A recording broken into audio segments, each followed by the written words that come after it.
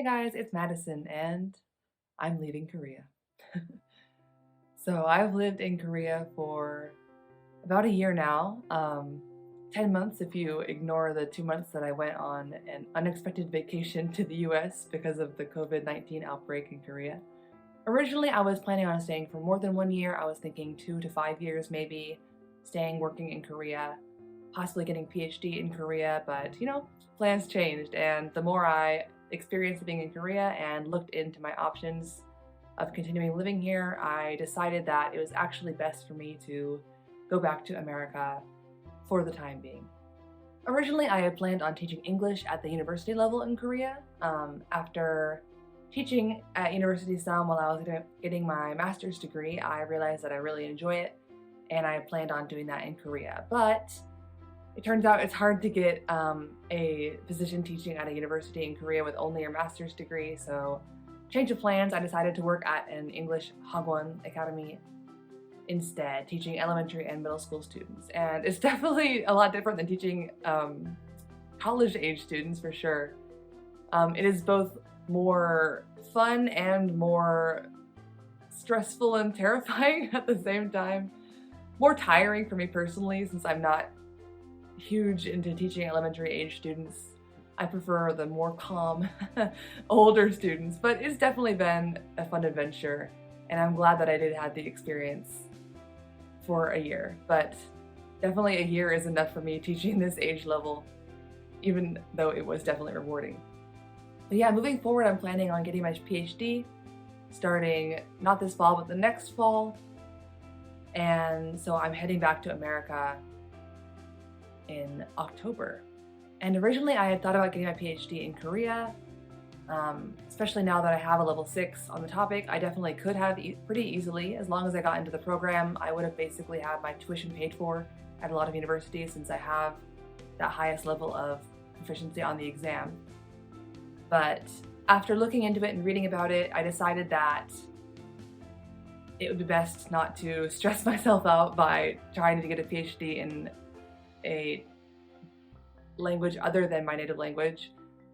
My PhD will be in linguistics, and even though my research focus will be on things related to Korean linguistics and sociolinguistics and how people of Korean heritage and Americans interact, stuff like that, it would have been very helpful to have it in Korea for that reason, but I can still definitely do my research at a university in America.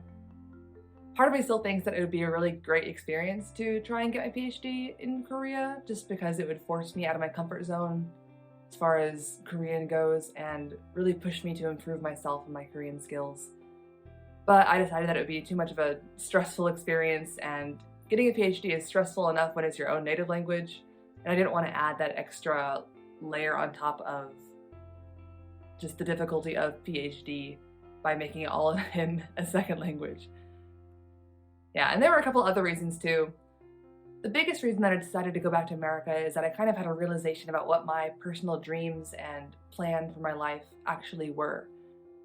From a long time ago, almost since the beginning of when I started learning Korean, I was very interested in Korean culture. I really wanted to come to Korea, and when I came to study abroad for 6 weeks, that only made me want to come and live here even more, because I really enjoyed the country and the people and the food, everything. And I still love Korea. Having lived here for a year, there's definitely going to be so many things that I miss when I go back to America.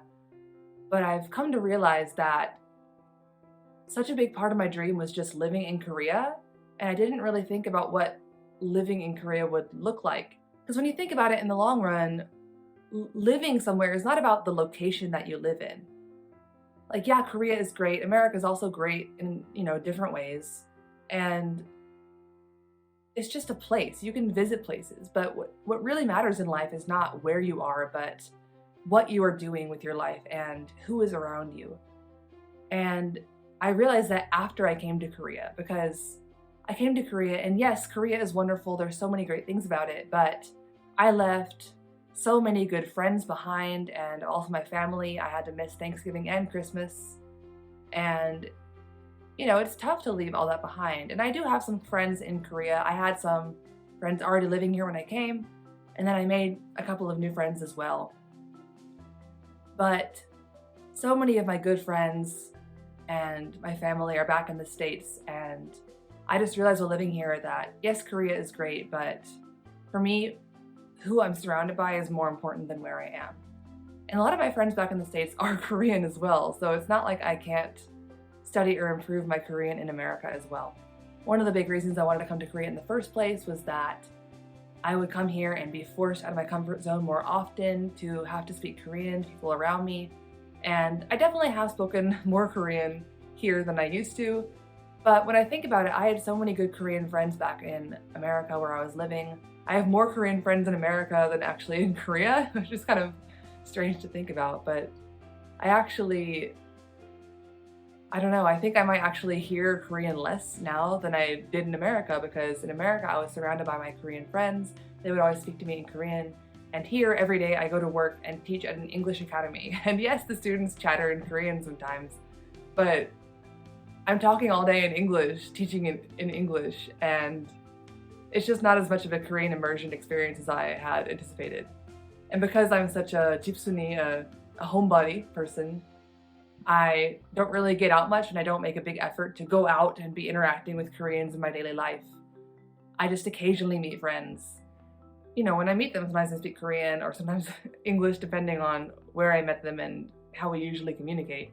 But yeah, I came to the realization that actually I can continue my Korean dream and my Korean studies and improving interacting in Korean in America as well, and do that while being surrounded by my family and friends.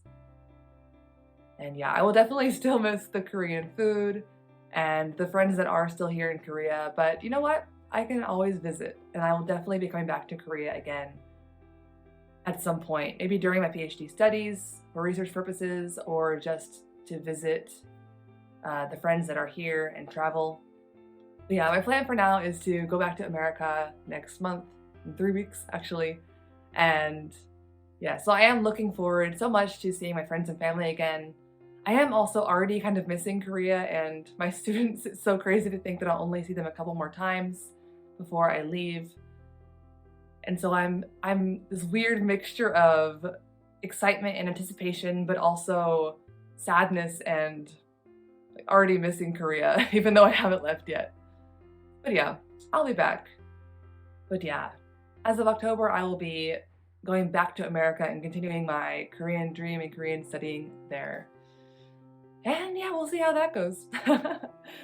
Until next time. 안녕.